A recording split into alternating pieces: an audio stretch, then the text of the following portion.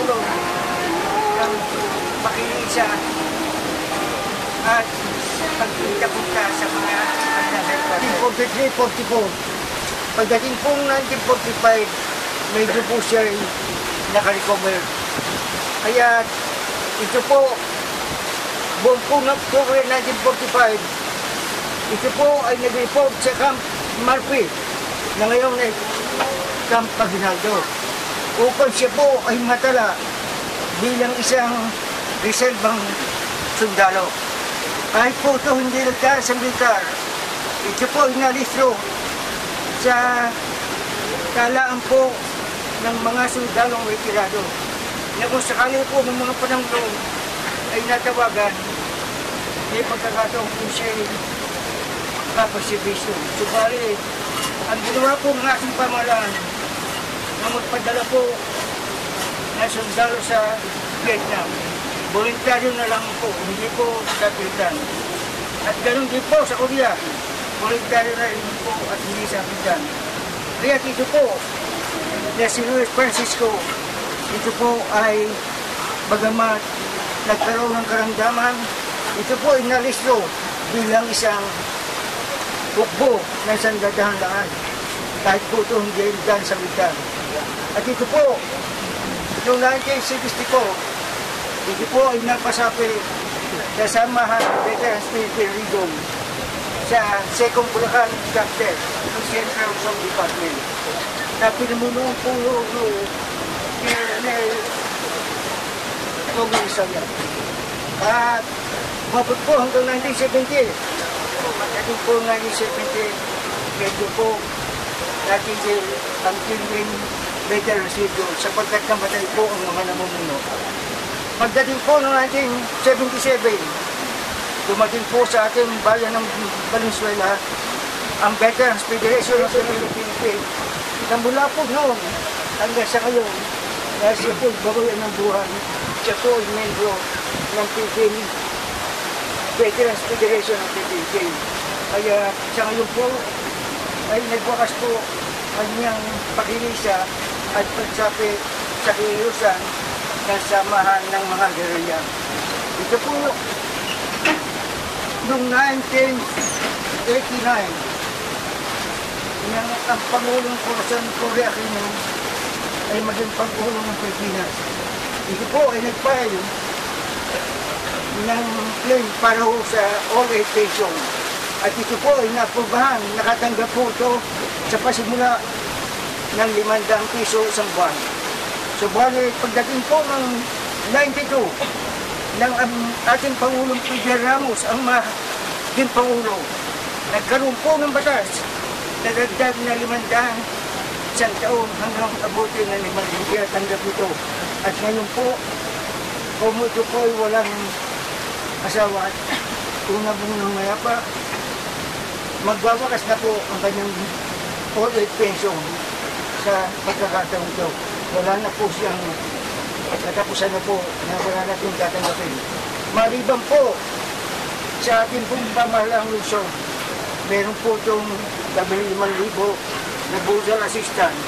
Kung lalakarin po ng anak, kung sino po ang asiwa, yung po ang dapat tumakas at tatanggap po ng 15,000 sa ating pong pamahalaang Luzon. Magbubukas po ng kanyang pakikisa sa samahan ng Veterans Federation of the Philippines. At ngayon po, umpisahan na po natin. Veterans, attention! Hawakan ng kayong kamay ang matawag at yung atang bahagdan. Then, salud! Salud! Diklopin ang watawad at gabot sa bawat kitang veterano sa Panginoon.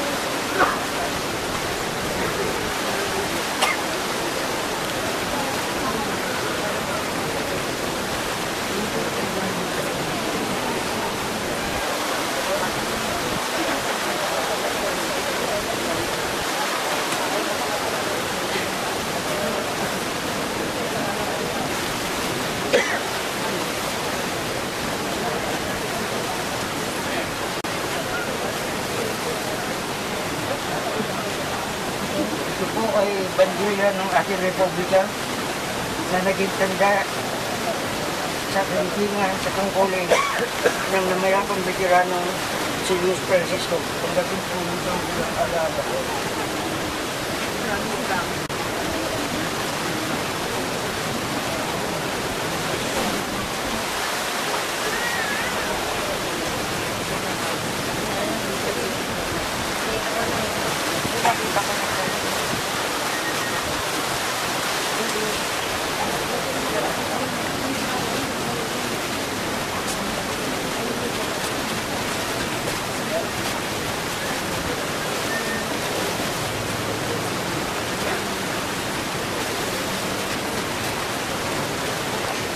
Siya'y muling babalik na puspos ng kaluwalhatian.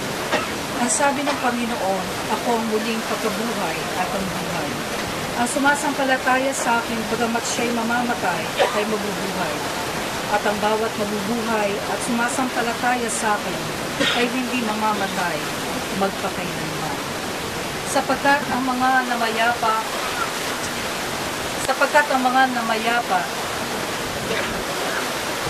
sabi ng Panginoon, sa Kanya'y uuwi,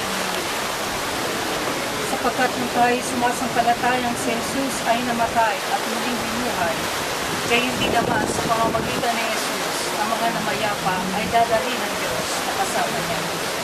Sapagkat ito'y sinasabi namin sa inyo sa pamamagitan ng salita ng Panginoon, na tayong nabubuhay, na natitira hanggang sa pagdarating ng Panginoon, ay hindi mauna sa anumang paraan sa mga namayapa.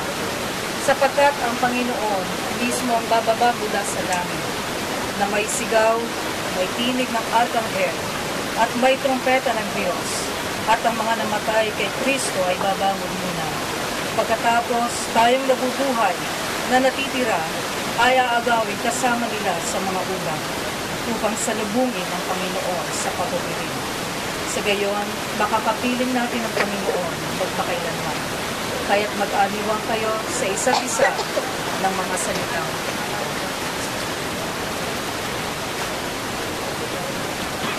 Ayun po, sa mga naiwan po ni Tatay Luis,